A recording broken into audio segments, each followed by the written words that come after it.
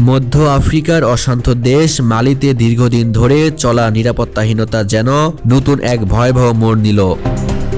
সন্ত্রাস বিরোধী অভিযানের নামে সেনাবাহিনী অভিযানে গিয়ে একটি গ্রামে নির্বিচারে গুলি চালিয়েছে, এমন অভিযোগে ক্ষুব্ধ স্থানীয়রা।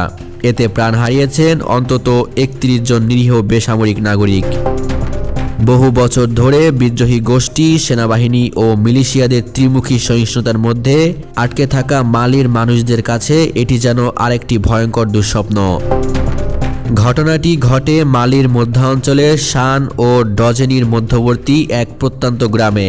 সেনাবাহিনী দাবি করেছে তারা জঙ্গিদের গোপন আস্তানা লক্ষ্য করেই অভিযান চালায়, কিন্তু গ্রামের অধিবাসীরা বলছে সেদিন কোনো সংঘর্ষ ছিল না। হঠাৎ করেই কর্মকর্তা ও সৈন্যরা বাড়িঘর ঘিরে ফেলে এবং কোনো সতর্ক বার্তা ছাড়াই গুলিবর্ষণ শুরু হয়। নিহতদের মধ্যে নারী, বৃদ্ধ ও শিশুও ছিল। এমন অভিযোগ নিয়ে মানবাধিকার সংগঠনগুলো ইতোমধ্যেই মাঠে নেমেছে। তাদের বক্তব্য, সেনাবাহিনী যে শত্রু লক্ষ্য ধ্বংসের দাবি করেছে তা অধিকাংশই সম্ভবত নিরস্ত্র সাধারণ মানুষ।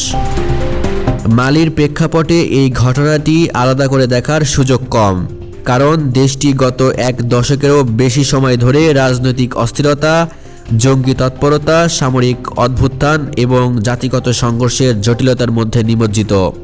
২০১২ সালে টুয়ারেগ বিদ্রোহ শুরুর পর পুরো উত্তরাঞ্চল দ্রুতই আল কায়দা সমর্থিত গোষ্ঠী ও পরে আইএস সংগঠিত সশস্ত্র গোষ্ঠীর দখলে চলে যায়। এরপর থেকে কেন্দ্রীয় সরকার দুর্বল হতে থাকে, আর সেনাবাহিনী, যারা নিজেদের নিরাপত্তার রক্ষক দাবি করে, কখনো কখনো চরমপন্থীদের মতোই কঠোর হয়ে ওঠে। বিশ্লেষকদের মতে এই ঘটনাটি মালির নিরাপত্তা পরিস্থিতিকে আরও অস্থিতিশীল করে তুলবে। সেনাবাহিনী যদি বেসামরিক নাগরিকদের লক্ষ্য করে অভিযান পরিচালনা করে, তবে সাধারণ মানুষের আস্থা কমে যাবে, আর তারা হয়তো বাধ্য হয়ে অন্য শক্তি বা মিলিশিয়ার দিকে ঝুঁকতে পারে, যা শেষ পর্যন্ত চরমপন্থী গোষ্ঠীগুলোকেই শক্তিশালী করতে পারে। দেশের রাজনৈতিক সংকট, দারিদ্র্য, দুর্বল প্রশাসন এবং অব্যাহত সহিংসতার কারণে পরিস্থিতি দ্রুত স্বাভাবিক হওয়ার কোনো সম্ভাবনাই দেখা যাচ্ছে না।